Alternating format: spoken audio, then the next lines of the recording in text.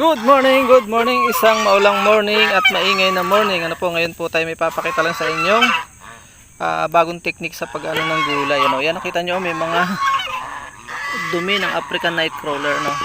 Ito po ay pinapabuhaghag ko, kaya yan ay may mga pansin nyo, may mga ipa. At meron pong tinuro sa akin yung daming similya ng African. No? Yan, similya po nila yan. Kaya dapat ay naglulus. Binigyan niya ako ng sikretong pampalus ng sowel ng lupa. Yan o.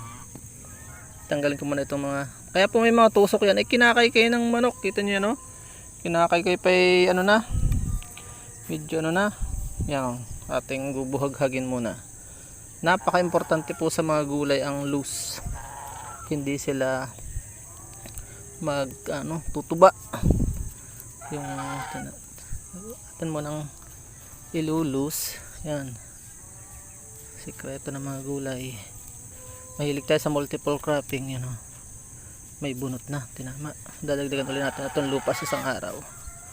Ito mga gitna lang na pag-iita natin ilulus. Yan. And then ito yung technique na madalian lang naman itong vlog natin. Nangangain kami sa office nito ng tawag dito, sunflower seed. Yan. So, diba? Kala mo, lang maganda pala yan. Pwede pa itong plastic. Ayan. So, yan. Ganyan po yung sikreto ng gulay. Ganda na. Isang araw, may buko na agad. At tapos, gagawin po natin dyan.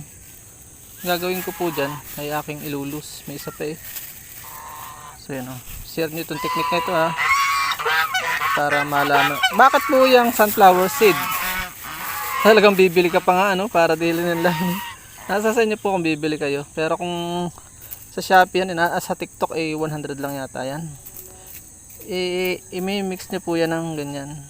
Malamig po kasi yan sa hindi siya katulad ng ibang mixture na mainit. Talagang yung space na ma-occupy niyan doon sa mixture ng lupa ay malaki. Kaya hindi po siya magko-compact. Yan, hindi po siya agad nabubulok kaya magtatagal siya diyan. Maganda po 'yan sa lupa. Yan, halo-halo lang po natin. Makagri, kung hindi ka pa nag-subscribe, mag-subscribe ka na. Ang video po natin abot na hanggang January 2027. Tinatrabaho na po natin. Sinisipagan po natin para may ambag sa inyo. Yan Ito mga ginagawa po natin ay authentic. Yung iba ginagaya natin. At ating minomodify sa sarili. Yan Ito po ay punong-puno ng African Nightcrawler. Yan okay na. Ito pa. Pati itong kalamansi, makikita nyo sa isang araw, boom na boom yan. I-update ko po kayo. So lalagyan ko po ulit ng yan, para wag maakit yung mga tandang nang babastos dito. Yan, pag yun na may naakit pa. Yan. Natambay sila dyan Okay lang kung umipot sila. Pero yung mamerwisyo ay hindi po okay. Yan. Dahil sayang itong aking pinagpaguran. Ewan ko lang naman kung kaykay pa sila diyan. So yan yun yung dalawang technique na natutunan nyo ngayong umaga. So kung kayo napagpala po sa video ito, hinihintay nyo, i-share nyo na po ito sa mga kaibigan nyo upang mas marami matuto at sama-sama po tayong pumasenso. Paalam and God bless. Please support all Filipino vloggers. Pakita natin sa mundo nagkakaisa po ang lahing Pilipino. May nursery po ako dito. So baybayin yung mga kwento nito. Ang dami nating pinapakita dito. Bye bye po and God bless. Ayun, dyan po nagtatapos ang ating munting vlog. Maraming salamat po sa inyong pagsubaybay at panonood sa ating pong channel.